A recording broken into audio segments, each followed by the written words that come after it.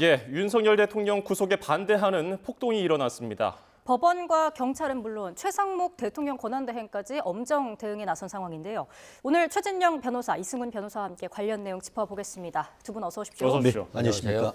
예, 두 분도 보셨고 지금 시청자분들도 아침부터 계속 보셨습니다만은 오늘 새벽에 구속영장이 발부되니까 지지자들이 극렬하게 서울 서부지방법원에 들어가서 폭력 행위를 했는데 이 점 어떻게 보고 계십니까? 그렇습니다. 사실 이런 사태를 어느 정도 예상했기 때문에 굉장히 어떻게 보면 건물과 지역이 좁은 서부지방법원이 아니고 굉장히 그 정문으로부터 건물까지 상당한 어떤 거리가 뛰어 있는 서울중앙지방법원에 하는 것이 이런 정치적 사건에 훨씬 더 적합하다는 것이 이런 부분을 통해서도 좀 확인될 수 있는데요.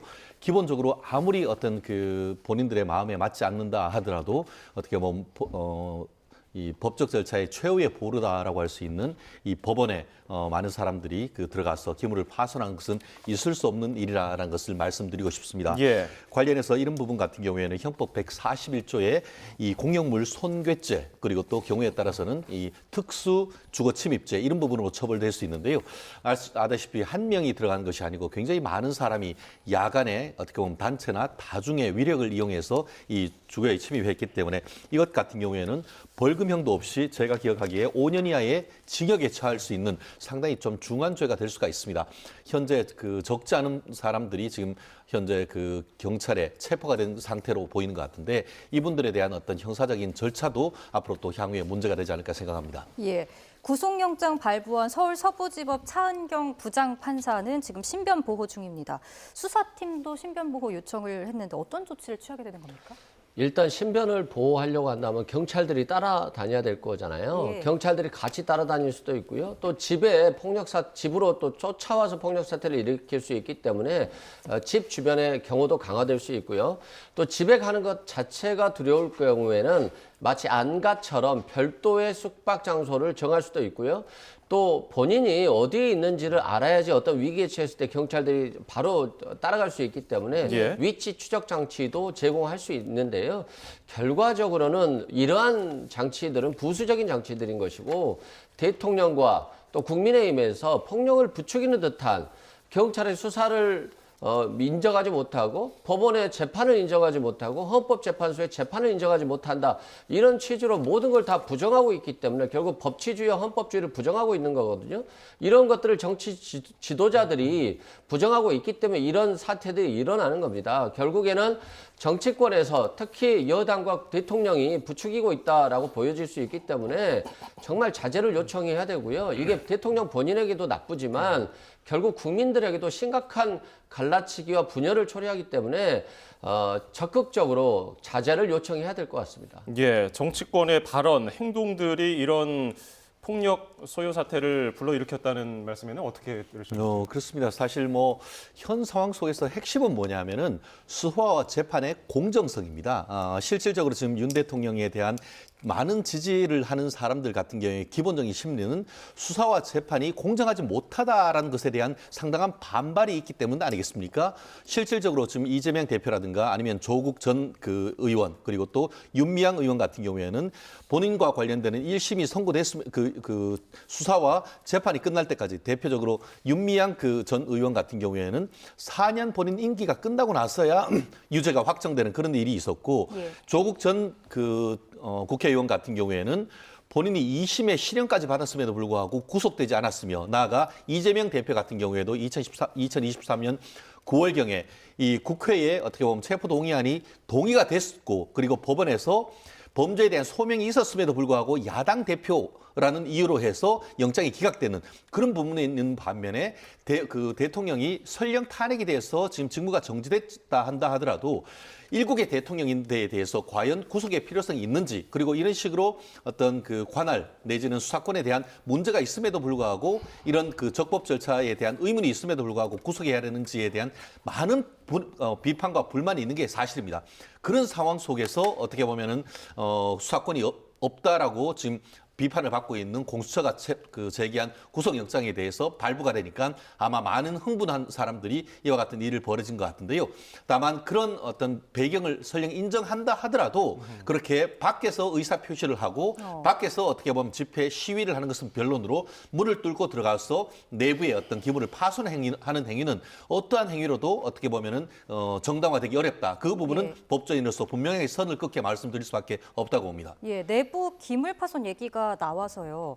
내부의 유리창, 뭐 집기는 물론이고 지금 TV와 ATM기도 파손된 상황 아니겠습니까? 이 부분에 대해서 처벌 말고도 보상에 대해서도 이루어지는지 궁금합니다. 뭐 당연히 뭐 그 사람의 행동이 특정이 되면 그 결과에 대해서는 손해배상을 해야 되는 겁니다. 예. 뭐 그건 당연한 거고요. 문제는 공권력이 무너졌다는 거거든요. 헌법과 법치주의가 무너졌다는 거거든요. 그것에 대해서 대통령뿐만이 아니라 지금 최상목 대통령 권한 대행도 심각한 책임을 져야 됩니다. 마치 대통령에 대한 체포영장 집행 당시에도 너무 안전과 질서 유지만을 강조했어요. 그래서 마치 체포하러 가는 사람들에게 체포를 좀 주저하게 만드는 그런 모습들을 보여줬기 때문에 예, 잠시만요. 죄송합니다. 이재명 대표가 입장을 발표할 것 같은데요. 일단 현장 연결해 보겠습니다. 예, 앞서서 민주당은 윤석열 대통령 구속 이후에 지지자들이 법원에 난입해서 난동을 부린 것을 두고서 내란 수계를 옹위하려는 세력의 법의 엄중함을 보여줘야 된다고 밝혔는데요. 네, 우리 자, 이재명 대표 발언 들어보겠습니다. 최고위원회 비공개 간담회를 마치고 논의된 결과에 대해서 몇 말씀 드리도록 하겠습니다. 오늘 새벽 벌어진 서부지방법원 난동 사태는 사법부 체계를 파괴하는 결코 용납할 수 없는 행위입니다. 국가가 해야 될 일이 크게 세 가지가 있는데 그 첫째는 국가 공동체 전체를 지켜내는 안전보장, 안보입니다. 두 번째로 중요한 것은 이 국가 공동체 내에 합리적인 질서를 유지하는 것입니다. 그 셋째가 공동체 구성원들이 함께 잘 사는 세상을 만드는 것입니다. 그런데 오늘 새벽에 벌어진 이 난동 사태는 국가 공동체 질서를 유지하는 사법체계를 파괴하는 민주공화국의 기본적 질서를 파괴하는 행위입니다. 어떤 이유로도 용납할 수 없는 행위라는 말씀을 드립니다. 그러나 국민 여러분, 우리가 겪는 이 혼란은 새로운 출발을 위한 진통이라고 생각됩니다. 지금의 이 혼란상도 우리 위대한 국민들의 힘으로 반드시 극복할 것이고 그 결과로 희망 있는 새로운 세상을 향해 우리가 뚜벅뚜벅 나아갈 수 있을 것입니다. 우리 국민은 언제나 위기를 이겨내왔습니다. 모든 어려움을 극복해낸 힘은 우리 국민들에게서 나왔습니다. 지금까지 그랬던 것처럼 앞으로도 우리 국민의 저력으로 잠시 잃었던 어둠을 걷어내고 새로운 희망, 더 나은 세상을 향해 나아갈 수 있을 것으로 믿습니다.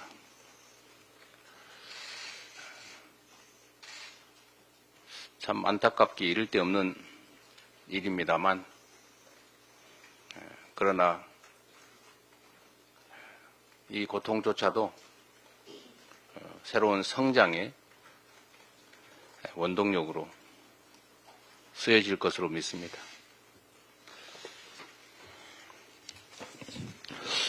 예, 마치겠습니다. 예, 별도의 질의응답은 없고요. 혹시 질의응답은 제가 남아서 할 테니까요. 예. 최고위원님.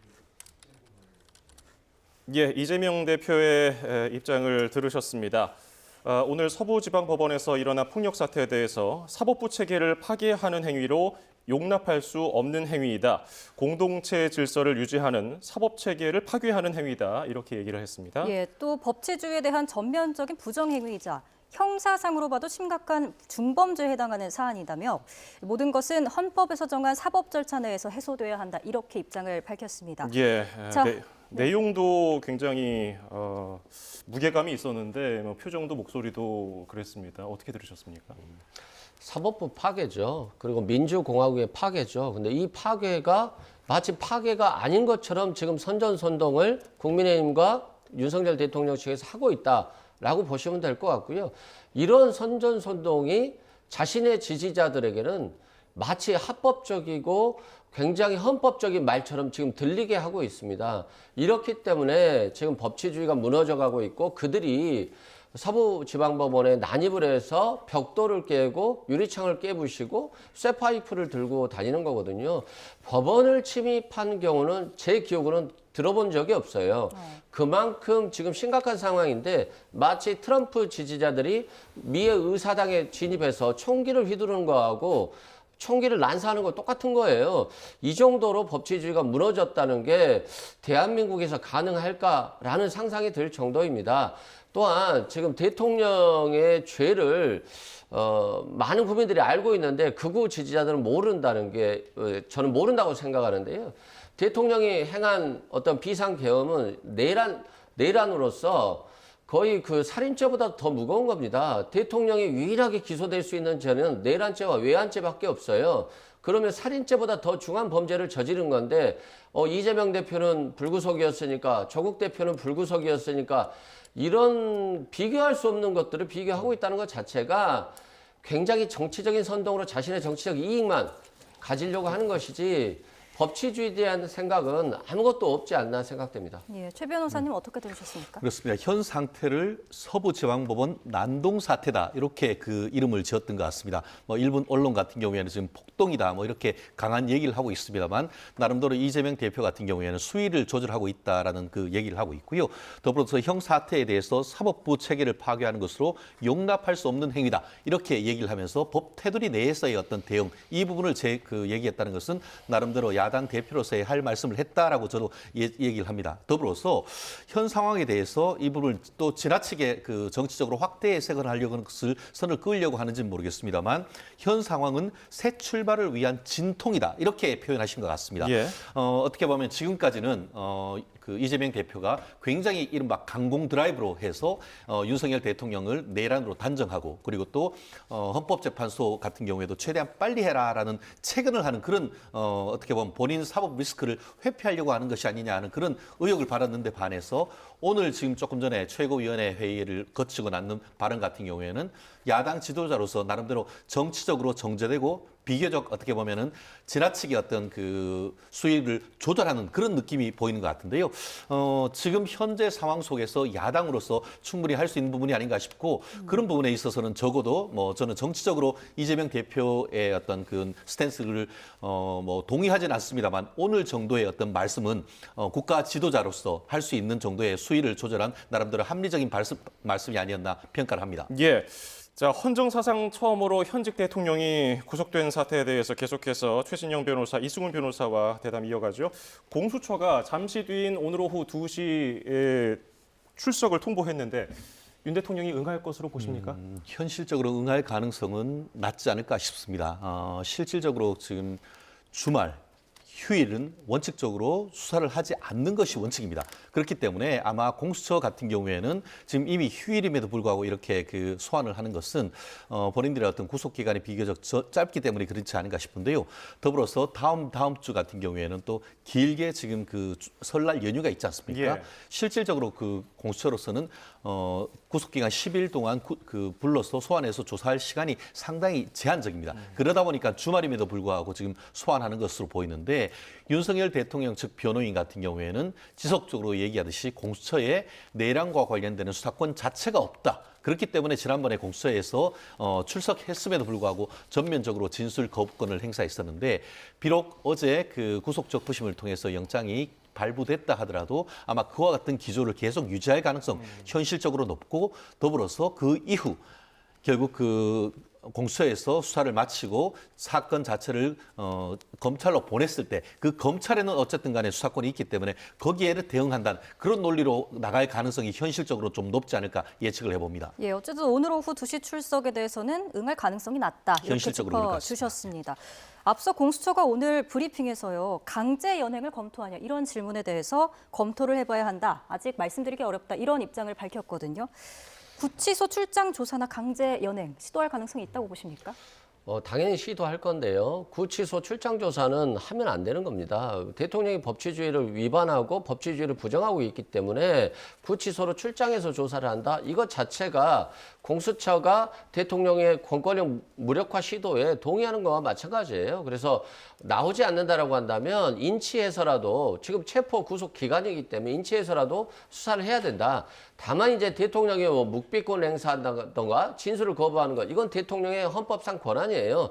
그 권한을 행사하는 건 상관없습니다만 아예 조사 자체를 응하지 않은 것 자체는 이건 굉장히 위헌유법적이고, 마치 이런 행동을 그냥 놔두면 대통령이 공수처에서 수사하는 것이 위법하구나, 위헌이구나, 그래서 공수처 수사는 거부하는 게 맞구나, 그리고 공수처가 수사하면 또다시 난동을 부려야 되구나, 이런 생각들이 굉장히 많이 다시 퍼질 수 있거든요. 지금 내란 선전선동과 관련한 그런 행위들이 굉장히 많이 일어나고 있기 때문에 더 공수처나 검찰은 엄정한 모습을 보여주는 것이 공권력의 모습이라고 보여집니다. 예.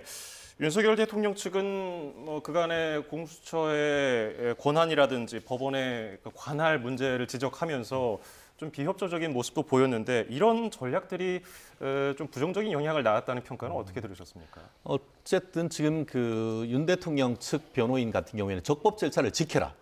적법 절차를 지켜라. 수사권이 없는 공수처가 아니고 수사권이 그 검수완박을 통해서 인정된 국수본, 경찰의 수사를 하라라는 얘기를 하고 있고, 더불어서 설령 그게 백보 양보해서 공수처의 수사권이 있다 하더라도 공수처법 31조 본문에 정한 1심 법원 전속 관할로서 서울중앙지방법원에 재판을 받을 수 있도록 하고, 거기에 구속영장을 어떻게 보면 청구해달라. 만약에 그렇지 않다고 하면 빠른 시간 내에 중앙지방법원에 기소해달라라는 것을 계속 요청하고 있지 않습니까?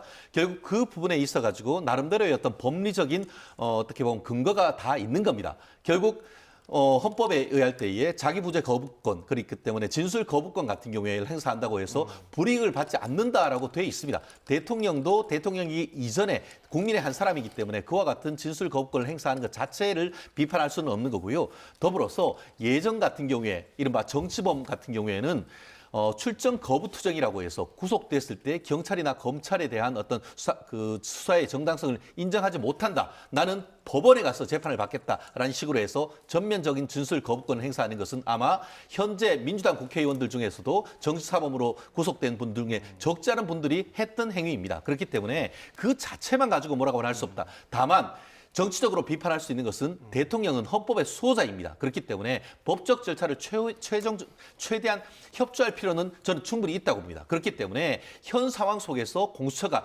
계속 논란을 일으키면서 계속 대통령을 인치하느니 뭐니 하면서 얘기할 것이 아니고, 사실상 윤 대통령 같은 경우에는 진술 거부할 것이 너무나 확실하기 때문에 최대한 사건을 빨리 마무리한 다음에 그 사건을 검찰로 넘기고, 검찰에서 수사권의 정당성한 게 있기 때문에 그때 검찰이 불러서 소환하는 그런 식으로 해서 정치적 논란을 어떻게 보면 확대하는 것을 막을 그런 나름대로의 어떤 정책적 필요성이 있다. 저는 그렇게 봅니다. 예, 공수처 권한이라든지 법원 관할 문제에 대해서 윤 대통령 측 입장이 이번을 계기로 좀 바뀔까요? 아니면 계속 이어질까요? 계속 이어지죠. 본인의 계엄이 내란이잖아요. 그리고 뭐 국민들이 다 봤는데 이걸 어떻게 방어할 수가 없잖아요. 뭐 야당 경고용으로 계엄을 했다는데 황당한 얘기 아니겠어요? 헌법에 다 나와 있는 건데요. 전시 준하는 이런 비상사태에서만 할 수 있는 건데, 야당이 얄미워서, 야당이 기분 나쁘게 해서, 여당 한동훈 대표가 기분이 나빠서 내란을 저지른 거 아니에요? 그럼 이게 변명할 수 없기 때문에 본인이 더 잘 알아요. 대통령이 체포 당시에 뭐 2년 6개월간 대통령 더 하면 뭐 하냐 그랬다는 거잖아요. 본인도 구속될 줄 알고요. 본인도 유죄 판결 나올 줄 알아요. 그래서 이제 본인의 선택은 뭐냐면 뭐 헌법재판소에 밑보이든 법원에 밑보이든 관심이 없는 거예요. 자신들의 지지층을 결집해서 어떻게 해서든 내가 억울한 희생자이고 피해자이다. 그런 프레임으로 가서 여당에게 어느 정도 힘을 주고자 하는 것인데요. 이게 뭐 지금 지지자들이 극분해서 열분해서 뭐 힘을 조금 줄 수는 있을지 모르겠어요. 이건 그냥 본인들에 대한 기분만 좋아지는 것이지 중도층, 무당층의 국민들이 결코 윤석열을 선택할 수 없고 국민의힘을 선택할 수 없는 거거든요. 빨리 헌법과 법치주의 내에 테두리 내에 들어와서 그 테두리 내에서 다퉈야 됩니다. 법치주의 테두리 밖에서 수사 못 받아요? 법원 인정 못 하겠어요? 헌법재판소 인정 못 하겠어요? 그러면 어디로 갈 겁니까? 결국에는 대통령과 국민의힘이 빨리 법치주의 테두리 내에서 다투길 바란다 말씀드립니다. 예, 공수처는 지금 재판에 넘기는 기소권이 없지 않습니까? 그래서 구속기간 연장한 20일을 열흘씩 검찰과 나눠 쓰기로 합의를 한 상황입니다. 윤석열 대통령 측이 이 검찰 수사에는 협조를 할 거라고 보시는지요? 협조를 한다라기보다는 뭐 본인의 어떤 어떻게 보면 피의자로서의 어떤 그런 권한을 최대한 활용하고 또 변호인의 조력받을 권리를 최대한 활용할 그런 나름대로 전략을 펼 가능성은 없지 않다고 봅니다. 그런데 여기에서 그 논의의 전제로서 지금 기본적으로 경찰은 10일 그리고 검찰은 기본적으로 10일인데 한 번 연장해서 10일 해서 20일간의 어떤 구속영장. 그래서 경찰에서 구속돼서 검찰에서 구속 기소될 때까지 최대 30일 어떻게 보면 조사를 구속될 수 있다는 것은 너무나 명확했습니다. 그런데 검수완박 결과 지금 공수처가 수사를 해서 구속한 다음에 검찰에 넘겼을 때 그 구속 기간이 10일인지 20일인지 공수처가 20일 다 쓸 수 있는지 이런 부분에 대한 규정 자체가 없습니다. 예. 한마디로 국민의 어떤 신체의 자유를 제약할 수 있는 법적 근거 자체가 완전히 어떻게 보면은 제대로 규명되지 않은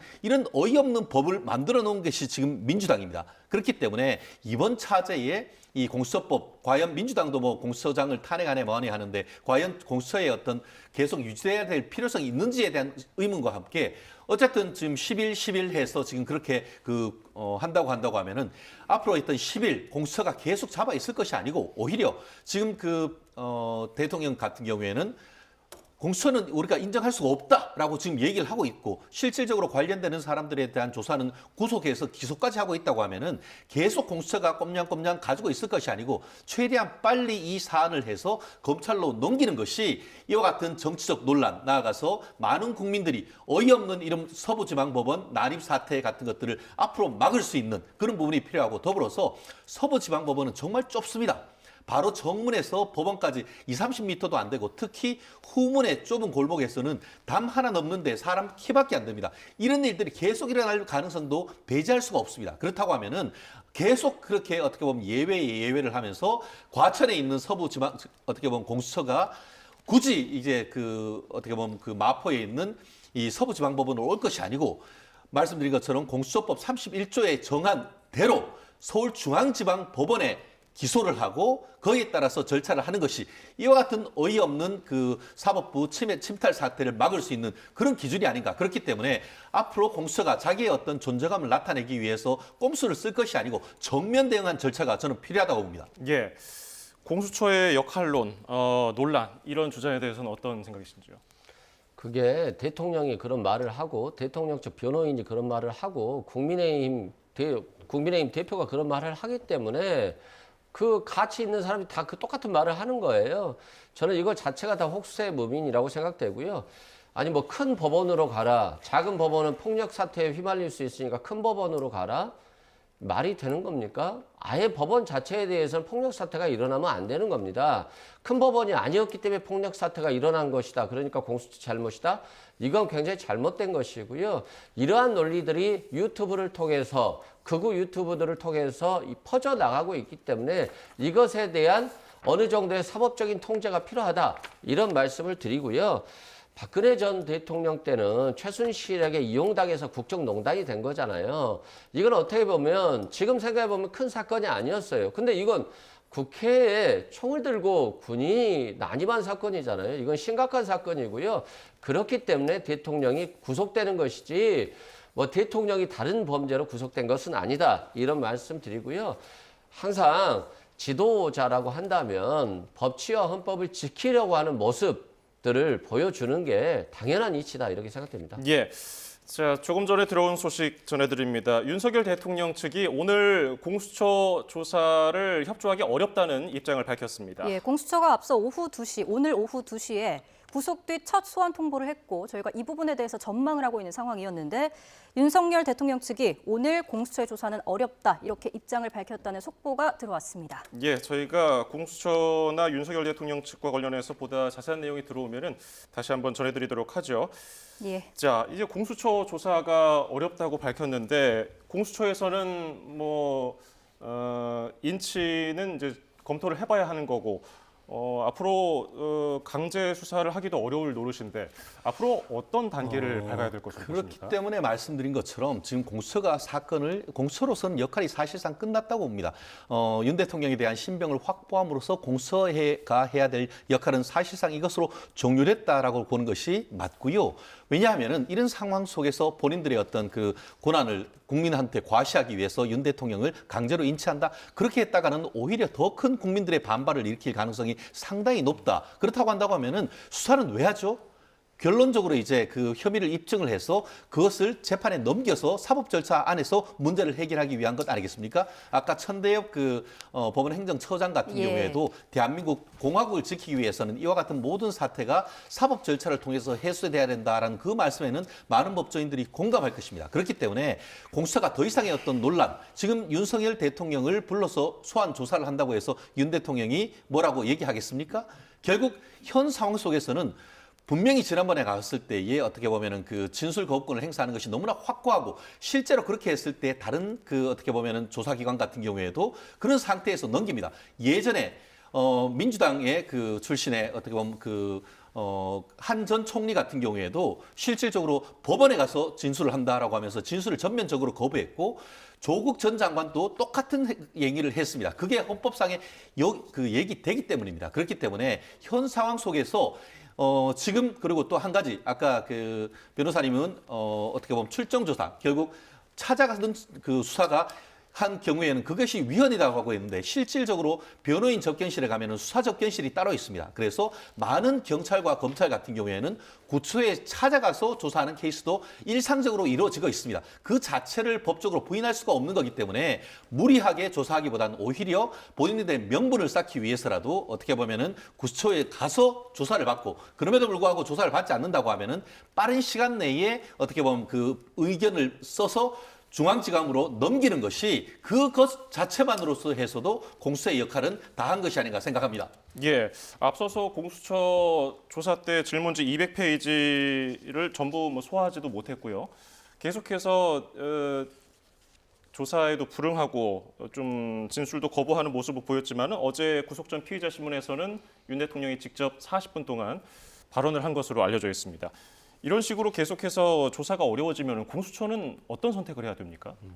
뭐 그렇게 큰 문제는 아니에요. 왜냐하면 대통령이 공수처 조사를 거부할 것은 예상이 되었고 또 검찰로 가도 검찰 수사도 거부할 거예요. 그렇기 때문에 예상할 수 있는 문제다. 다만 대통령이 계속 뭐 공문을 통해서든 어떤 서류를 통해서든 출석 소환 요청서를 보내고 여기에 대해서 대통령이 거부했다라고 하는 것 그리고 강제 인치를 하려고 했는데 또 거부했다는 걸 수사 보고서를 공문들로 촘촘히 남겨놔야 됩니다.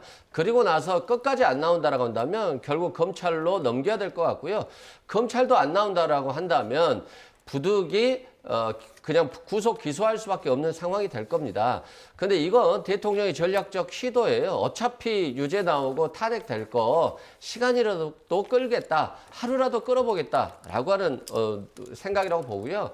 결국 그렇습니다. 국민의힘 전략도 똑같다라고 보시면 될 게 내란 특검과 관련해서도 민주당이 대부분 다 양보했거든요. 선전 부분, 또 특검 추천 부분, 또 수사기관 부분, 또 수사관의 숫자 모든 걸 다 거의 다 들어줬습니다. 그럼에도 불구하고 국민의힘이 거부했거든요. 그건 결국 특검조차도 받을 생각이 없기 때문에 헌법과 법치주의를 인정하지 않겠다라고 하는 것이 명확해졌다. 그래서 그런 상태를 전제로 해서 수사기관이나 법원이 재판과 탄핵 심판을 진행하면 될 것으로 보여집니다.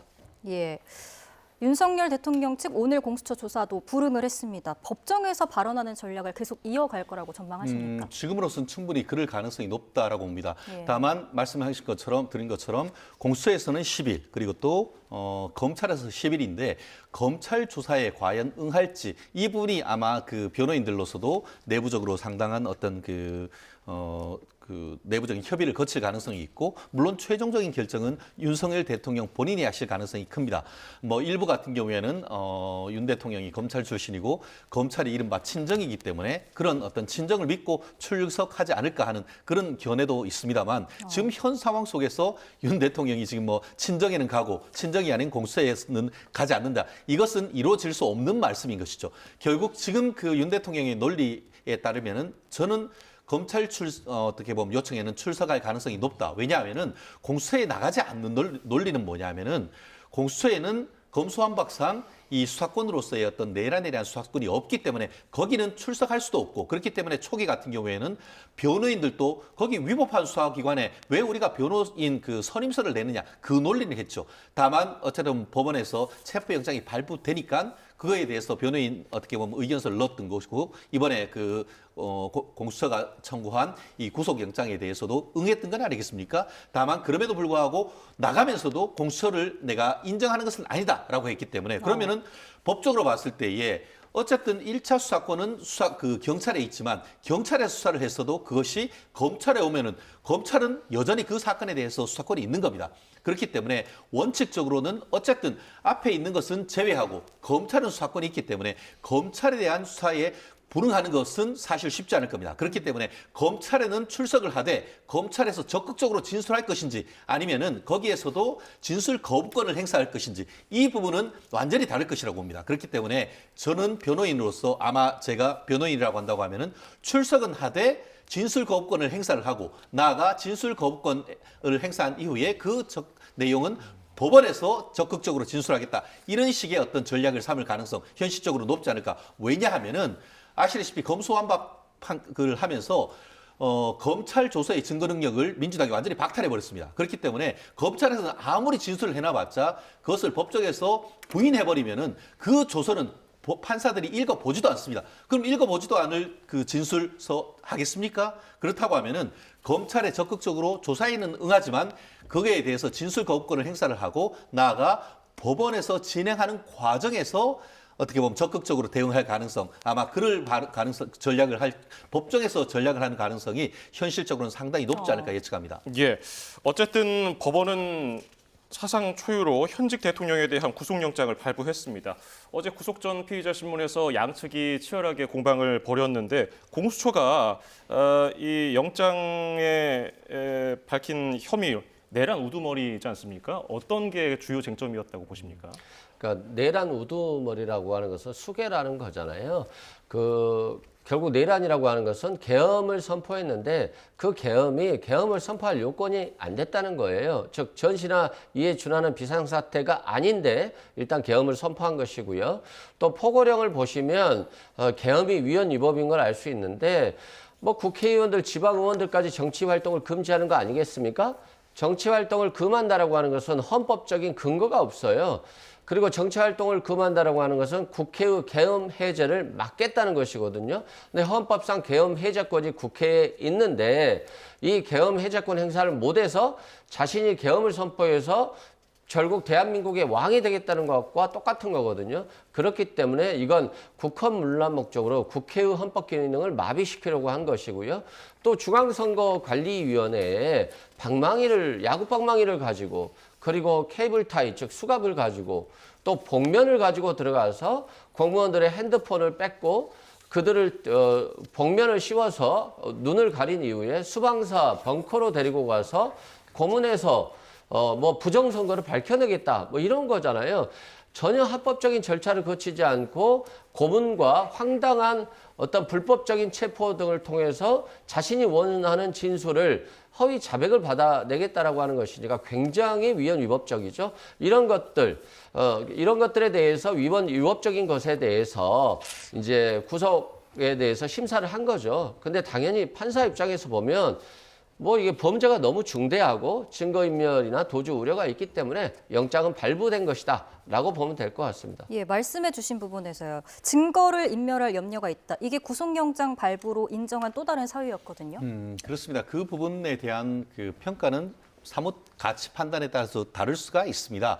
다만 탄핵 소추 의결에 의해서 대통령의 직무가 정지되었음에도 불구하고 어쨌든 대통령이면은 의문의 여지가 없지 않습니까? 그렇기 때문에 잠재적으로 대통령이 임명을 했던 그 각종 그 공무원들 사이에서 규범적인 의미에서 그 증거인멸 우려 관련되는 그 어떻게 뭐 서류라든가 이런 부분들이 사라지거나 할 우려가 있다라는 그런 취지의 판단을 한 것으로 지금 미루어 짐작되는데요.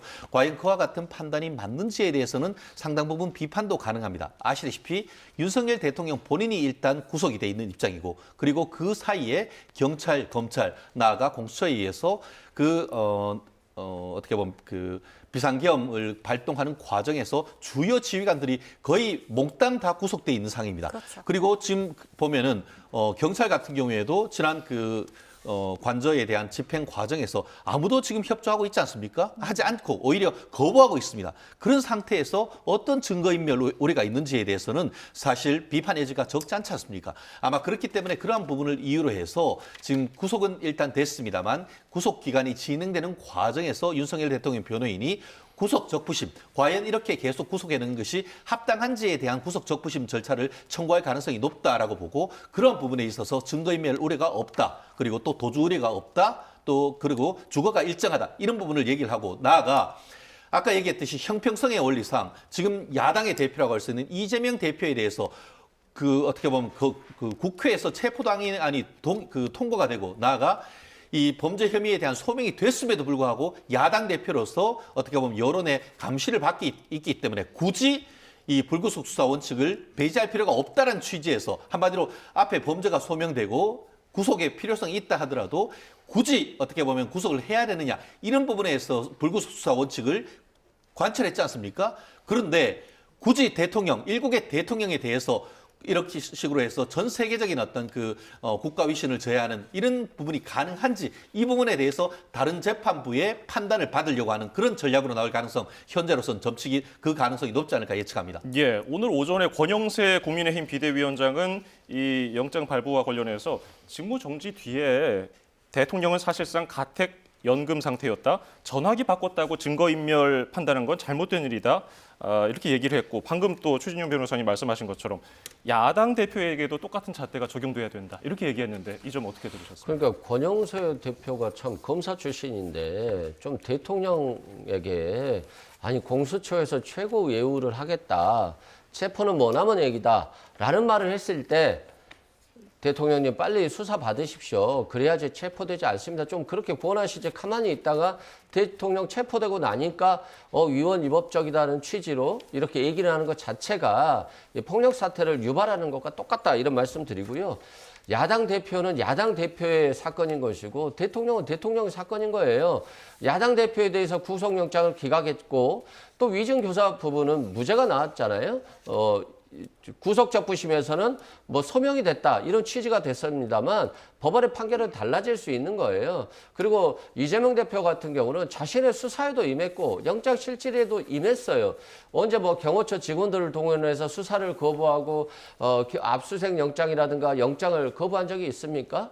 또한 윤석열 대통령은 수십 년간 체포영장, 구속영장을 청구했던 분이고 자신이 구속영장 청구서에 증거인멸 우려, 도주 우려하면서 핸드폰을 교체했다, 텔레그램을 탑재했다 이런 무수한 근거들을 본인들이 주장했던 거예요. 근데 자신에게 쓰여진 영장에 대해서 정반대의 주장을 한다라고 하는 것은 말이 안 되고요. 또 대통령이라고 하는 것은 최고 권력자였고 공수처장도 본인이 임명했고 검찰총장도 임명했고 또 이번에 범죄 중요임무 종사자인 김영현 전 장관 또 여인영 방첩사령관 곽종근 특수전사령관 또 수방사령관 이분들 본인이 다 임명한 분 아닙니까? 이분들이 구속되어 있는데 이분들이 대통령을 살리기 위해서 허위 진술을 할 가능성은 충분히 있다라고 하는 것이기 때문에 증거인멸 우려는 차고 넘친다. 이런 부분에 있어서 구속영장은 발부될 수밖에 없었다라고 말씀드립니다. 예, 앞으로 전망을 함에 있어서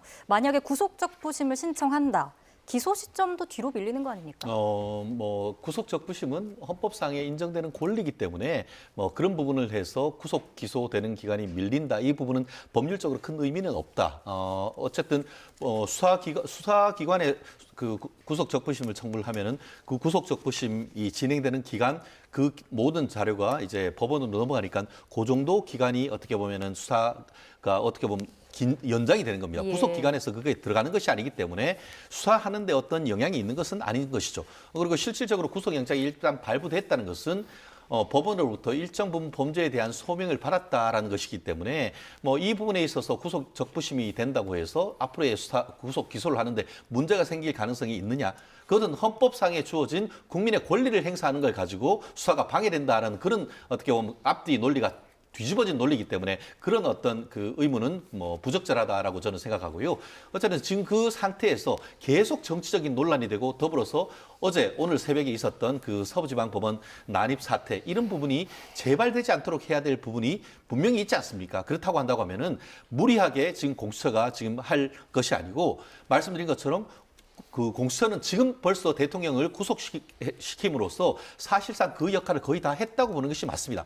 아시다시피 일반 검찰에 비추어서 고위공직자에 대한 이 부패 범죄에 대한 수사처 자체가 어떻게 보면 일반 검찰에 비추어서 그 자체가 특검입니다. 결국 특검으로서의 역할 자체는 대통령에 대한 어떤 그 내란죄에 관한 수개 혐의로 해서 구속됐고 그것을 검찰을 넘기면은 그 자체로 본인들의 역할은 이제 다 된 겁니다. 그리고 본인들에게 기소권조차도 없습니다. 그러면은 수사가 다 됐고 윤석열 대통령에 인접한 이른바 본인들이 얘기하는 공범, 내란 주요 임무 종사자라든가 관련 부하 내동자 이런 부분에 대한 구속 수사가 다 돼 있는 상태라고 한다고 하면은 계속 있으면서 정치적 논란을 할 것이 아니고 아마 내부적으로도 제가 얘기하는 것과 비슷한 지금 얘기를 하시는 분들도 분명히 있을 겁니다. 그렇기 때문에 공수처 같은 경우에는 신속한 시간 내에 한두 번 대통령에 대한 소환 조사를 요청을 하고 만약에 그에 대해서 불응한다고 하면은 강제적으로 인체안에 하는 이런 논란을 할 것이 아니고 그 수사를 빨리 정리한 다음에 그 검찰로 수사권을 넘기고 20일 중에 최대한 검찰이 수사를 해서 구속 기소할 수 있는 시간을 벌어주는 것이 오히려 공수처의 현재로서의 역할이라고 저는 생각합니다. 예. 윤석열 대통령 측은 앞서서 체포 적부심을 중앙지법에 청구했었다가 기각이 됐는데 만약에 구속 적부심을 청구한다면은 어느 법원에다가 청구할까요? 중앙지법 법원에 할 수밖에 없겠죠. 저번에도 그랬기 때문에. 예. 근데 또 중앙지방법원에서 또 적부심을 기각시키면 이제 대통령에 대한 논리는 더 없어지는 거죠. 그렇기 때문에 혹세무민 하려고 한다면 구속 적부심은 청구하지 않는 게 맞지 않나 싶고요. 지금 이제 공수처 문제는 다 끝났다라고 봅니다. 최재형 변호사님 말처럼. 근데 문제는 검찰도 다 끝났어요. 어차피 뭐 수사에 응하지 않을 것이기 때문에 차분하게 대통령이 수사에 임하지 않을 것을 전제로 해서 기소장을 준비하면 될 것으로 보여지고요. 대통령이 한 행위는 범죄가 굉장히 중대해요. 사형하고 무기밖에 없는 형입니다. 죄입니다. 그렇기 때문에 구속이 될 수밖에 없었던 것이고 대통령이 그러한 선택을 했다는 것. 대통령이 내란죄를 범했고 그걸 선택했기 때문에 그 선택은 결국 책임도 대통령에게 올 수밖에 없는 것이고 비록 이런 대통령에 대한 구속영장 발부에 불만이 있는 국민들도 계시겠지만 법치주의와 헌법 수호를 위해서는 법원의 영장 발부는 불가피한 선택이었을 것이다 라고 말씀드립니다. 네, 알겠습니다. 여기까지 듣도록 하겠습니다. 네, 최진영 변호사, 이승훈 변호사와 함께했습니다. 두 분 말씀 고맙습니다. 고맙습니다.